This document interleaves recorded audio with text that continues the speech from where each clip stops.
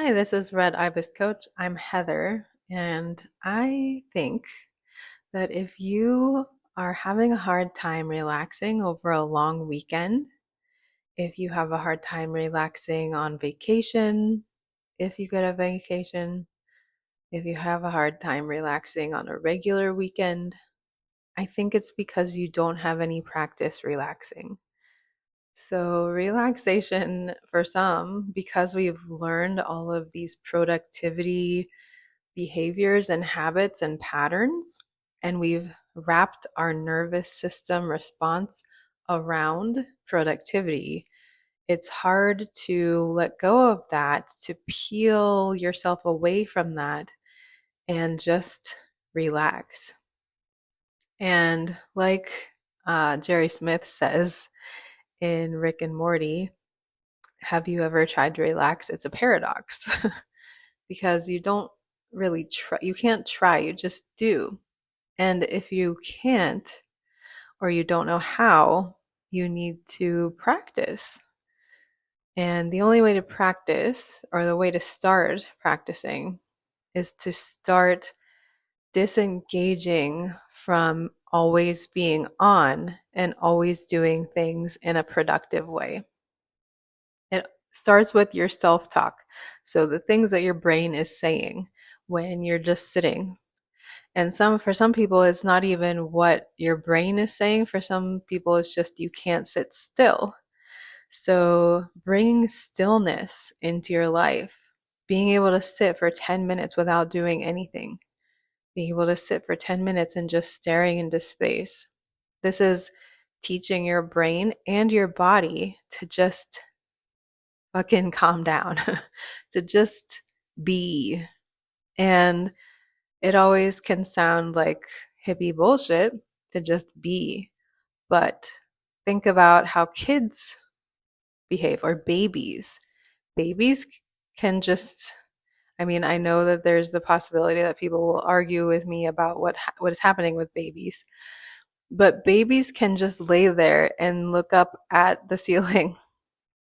Kids can, when they're tired, just sit and stare into space.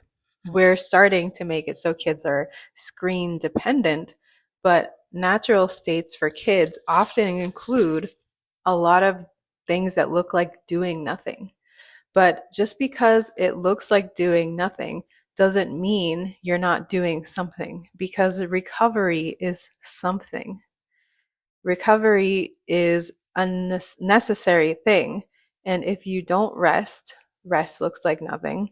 If you don't rest, if you don't recover, you're not giving yourself the full spectrum of human experience, and you're cutting off a lot of your energy, because eventually you run out of this ability to continue to do and do and do into perpetuity.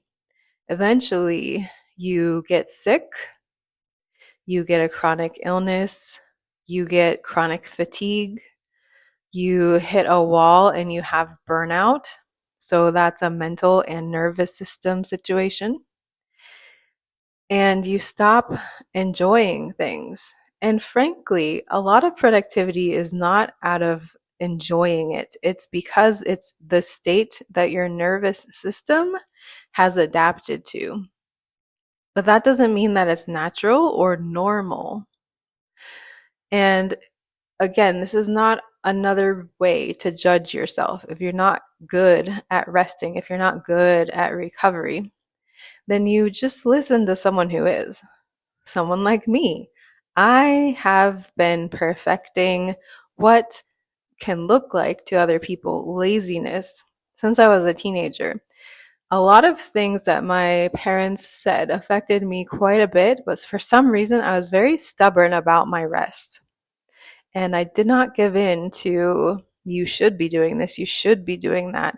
There was a certain level, a certain part of me that rebelled against that, and pretty much always has. So people can perhaps judge or assess the way I spend my free time, and say that I'm not doing enough. But first, none of their business. But second of all, I know how to rest. That's always been something that I've been able to do comfortably. And even I struggle with the like turning your brain off stuff.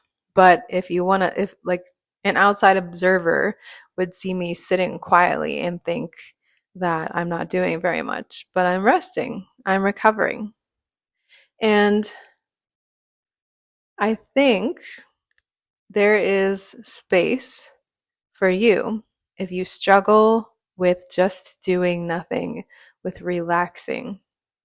There's space that you can start carving out 10 minutes a day, 15 minutes a day, 20 minutes a day. How long can you stand to sit quietly doing nothing? Of course, I'm always looking at my cat. How long can you stand to lay quietly staring at nothing? You don't have to do it for a long time, but can you do it at all? And then can you add a minute to that? Can you add 5 minutes to that? And then notice how you feel. When do you feel like you are relaxed? Or in what situations? Maybe the situation matters more than the habit. There are certain situations where you can relax and certain situations where you can't. But all of this is information, and each person is different. And there's a way to carve out time and space in every day to do some relaxation and some recovery, some rest. And I hate to say it, but I will say it because it always bears repeating.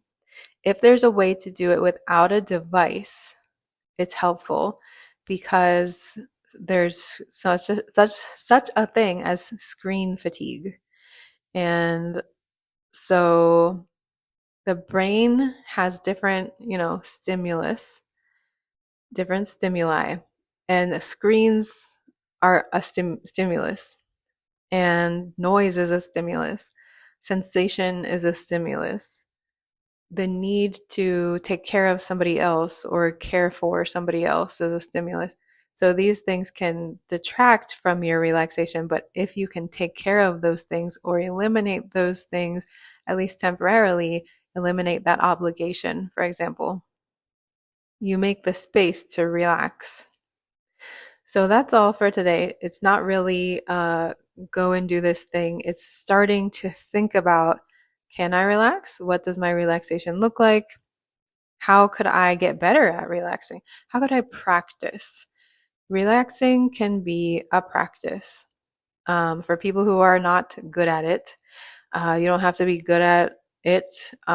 Society kind of beats it out of you truly, but that doesn't mean that you can't go back to your natural default state of being able to relax. So that's all. Thanks for watching.